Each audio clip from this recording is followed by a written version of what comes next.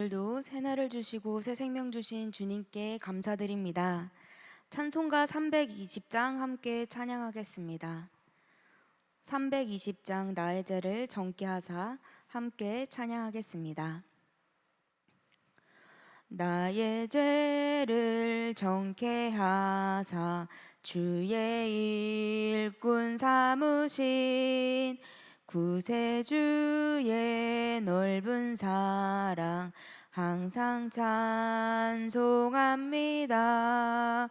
나를 일꾼 삼으신 주 크신 능력 주시고 언제든지 주 뜻대로 사용하여 주소서.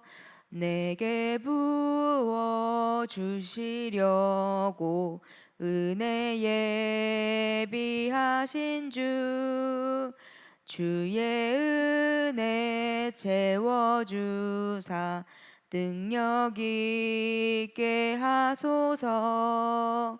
나를 일꾼 삼으신 주 크신 능력 주시고 언제든지 주 뜻대로 사용하여 주소서. 죄의 짐을 풀어주신 주의 능력 크도다. 나를 피로 사신 예수 내 맘속에 오소서. 나를 일꾼 삼으신 주 크신 능력 주시고 언제든지 주 뜻대로 사용하여 주소서.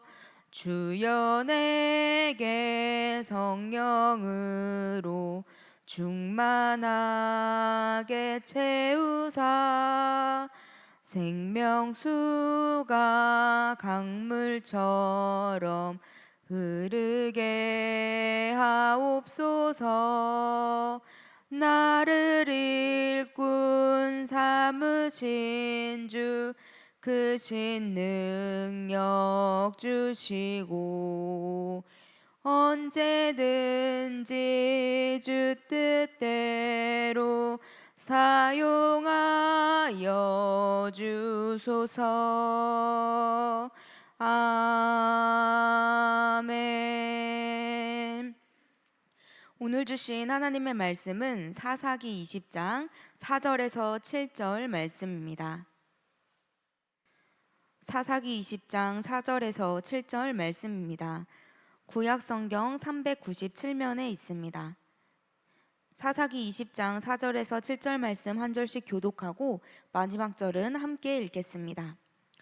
레위 사람 곧 죽임을 당한 여인의 남편이 대답하여 이르되 내가 내 첩과 더불어 베냐민에 속한 기브아에 유숙하러 갔더니 기브아 사람들이 나를 치러 일어나서 밤에 내가 묵고 있던 집을 에워싸고 나를 죽이려 하고 내 첩을 욕보여 그를 죽게 한지라.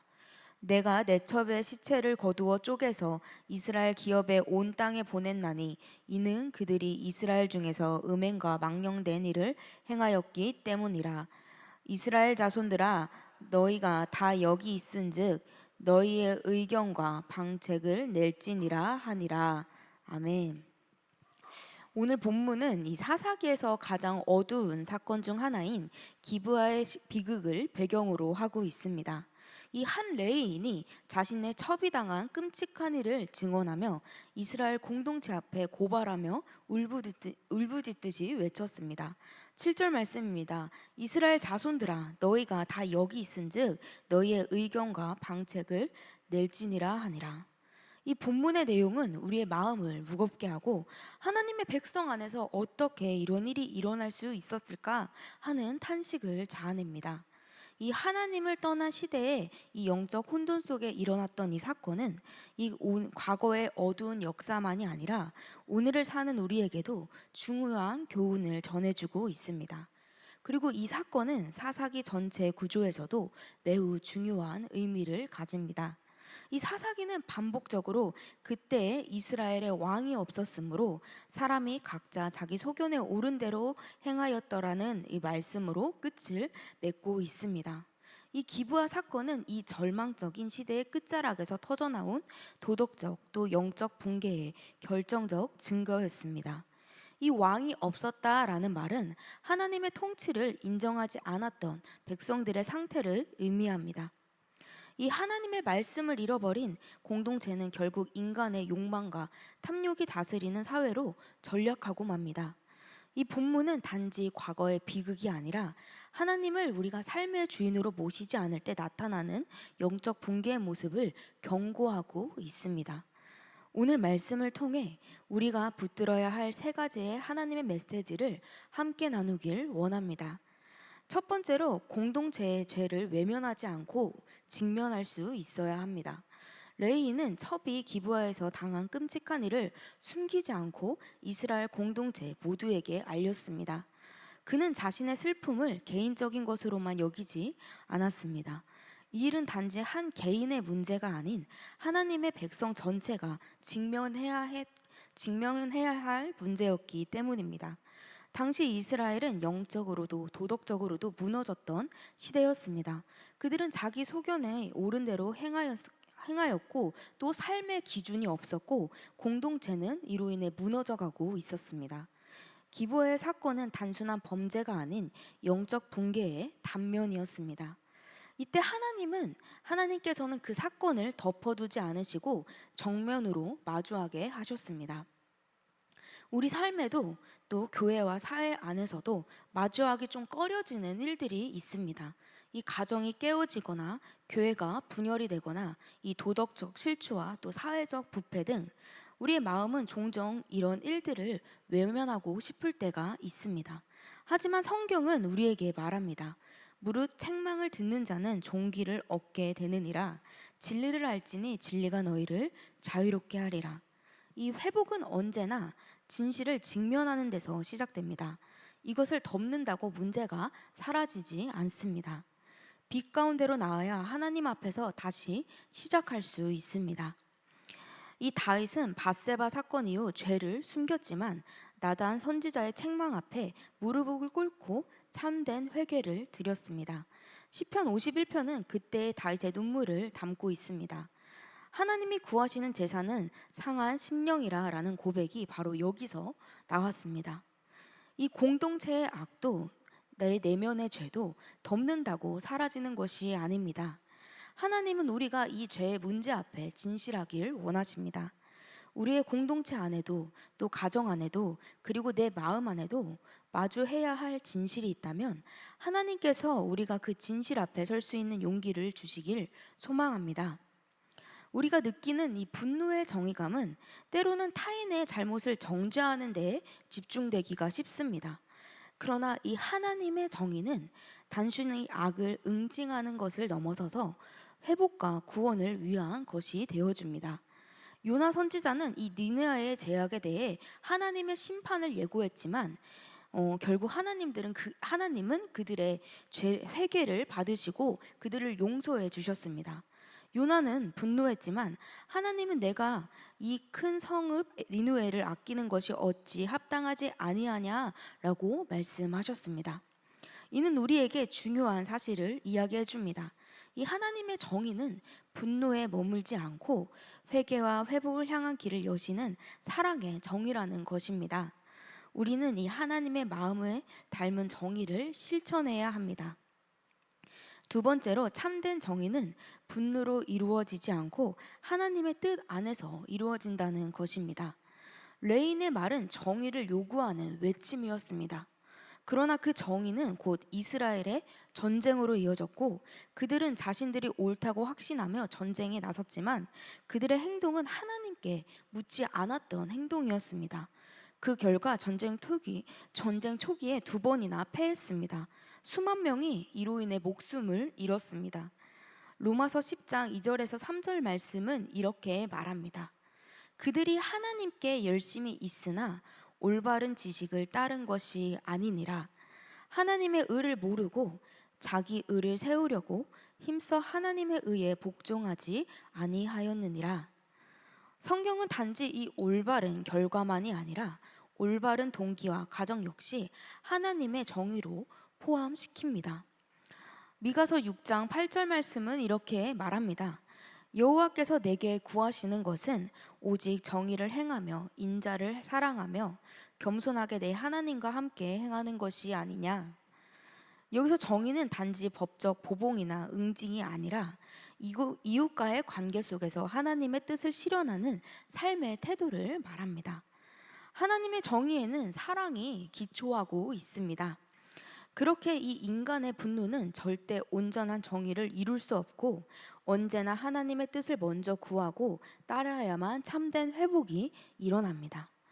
그렇게 이 단순한 정의감으로는 하나님의 뜻을 이루어갈 수 없습니다.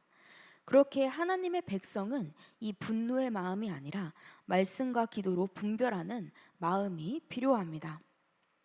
이 모세도 애굽 사람에게 학대받는 히브리인을 보고 분노에 사로잡혀 사람을 죽였습니다. 그는 정의를 실현하려 했지만 그 방식이 하나님의 뜻과는 달랐기에 40년의 광야의 시간이 필요했습니다. 오늘 우리는 어떤 정의를 말하고 있습니까?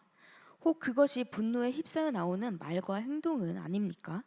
참된 정의는 하나님으로부터 나옵니다. 그렇게 우리는 이 하나님께 묻고 하나님의 뜻 안에서 행해야 합니다. 이 기도보다 앞선 행동은 하나님을 의지하는 것이 아니라 내가 주인된 행동이 될 수 있습니다. 우리는 감정보다 하나님의 말씀을 앞세워야 합니다. 또 분노보다 하나님의 공의를 바라보며 나아가야 합니다. 세 번째로 하나님의 백성은 이 공동체의 아픔에 응답해야 할 책임을 가지고 있습니다. 레위인은 이렇게 말합니다. 이스라엘 자손들아 너희가 다 여기 있은즉 너희의 의견과 방책을 낼지니라. 이 말은 오늘날 우리에게 이렇게 들리기도 합니다. 너희는 이 일을 보고도 가만히 있을 거야?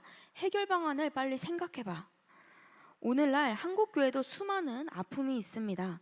다음 세대들이 이탈하고 있습니다. 또 청년들이 절망 안에서 살아갑니다.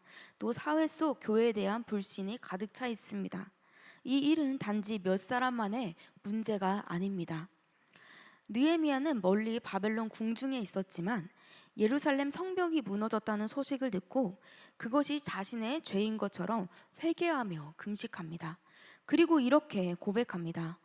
여호와여 우리의 악과 우리 조상의 죄악을 인정하나이다. 우리가 주께 범죄하였나이다. 느헤미야는 이 공동체의 문제를 나와 무관한 것으로 여기지 않고 하나님의 백성으로서 책임을 감당했던 사람이었습니다. 우리는 오늘 어떤 모습으로 이 공동체를 섬기고 있습니까? 기도하고 있습니까? 함께 아파하고 있습니까? 하나님은 단지 불의를 비판하는 사람이 아니라 그 자리에서 함께 기도하고 이 문제를 책임지는 사람을 찾고 계십니다. 교회의 진정한 회복은 남의 책임을 묻는 데서 시작되는 것이 아닙니다.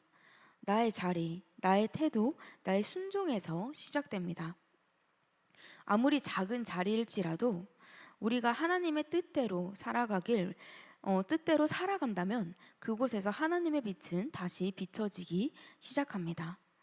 그 한 사람이 하나님 앞에 바로 설 때 하나님은 그 사람을 통해 공동체를 살려주십니다. 이처럼 한 사람의 헌신과 순종은 공동체의 놀라운 회복을 가져다 줍니다. 영국의 여성 선교사 코리 텐붐은 제2차 세계대전 당시 나치의 박해 속에서도 유대인을 숨기고 또 섬기며 정의로운 이방인으로 불렸습니다. 그녀는 고통 속에서도 복음을 전하며 하나님의 정의와 용서를 삶으로 실천했던 사람이었습니다. 전쟁 후에 그녀는 전 세계를 다니며 용서가 없는 미래는 없다는 메시지를 전했습니다. 그녀의 삶은 우리에게 말해줍니다. 정의는 큰 소리로 외치는 것이 아니라 이 고난의 자리에서 하나님의 마음으로 선택하고 살아내는 것이라는 사실을 전해줍니다. 어느 작은 시골 교회에서 한 청년이 교회 청소와 노인 성도들을 신방하는 걸 스스로 감당했습니다. 이 공동체가 무너져가는 상황 속에서도 그는 묵묵히 자신의 자리에서 하나님 앞에 충실했습니다. 결국 그의 헌신을 통해 그 교회의 부흥의 불씨가 살아났습니다. 어떤 크고 대단한 일을 감당한 것은 아니었습니다. 그는 자신의 자리에서 책임을 다했습니다. 이렇게 하나님은 공동체 회복을 위해 위대한 사람을 찾으시기보단 하나님 앞에 충실한 사람을 찾고 계십니다. 사랑하는 성도 여러분, 하나님도 우리에게 묻고 계십니다. 너는 이 상황 앞에서 어떤 결정을 하겠니? 너는 나의 뜻을 구하며 이 모든 일들을 선택하고 있니? 이 질문 앞에 우리가 두렵고 떨리는 마음으로 하나님 앞에 서길 원합니다. 정의는 말로만 외치는 것이 아니라 하나님 뜻 안에서 살아내는 것입니다. 어두운 시대 속에서도 말씀 앞에 바로 서는 한 사람, 또 기도하며 공동체를 살리는 한 사람이 내가 될 수 있기를 소망합니다. 성경 속에서도 이 무너진 시대에 한 사람의 순종이 공동체를 살린 이야기가 많이 등장합니다. 이 엘리야 시대 바알을 따르던 백성들 가운데서도 엘리야는 혼자서 외로이 하나님의 말씀을 전했고 그의 기도는 불을 내렸으며 하나님의 살아계심을 온 백성 앞에 증언했습니다. 또한 다니엘과 세 친구는 이 바벨론의 타락한 체제 속에서도 하나님의 말씀을 버리지 않았고 순결하게 지켰으며 결국 그들로 인해 하나님께 영광이 돌아갔습니다. 회복은 항상 소수의 순종으로부터 시작됐습니다. 우리의 작은 순종을 통해 하나님은 교회를 회복하여 주시고 또 사람들을 살려 주십니다.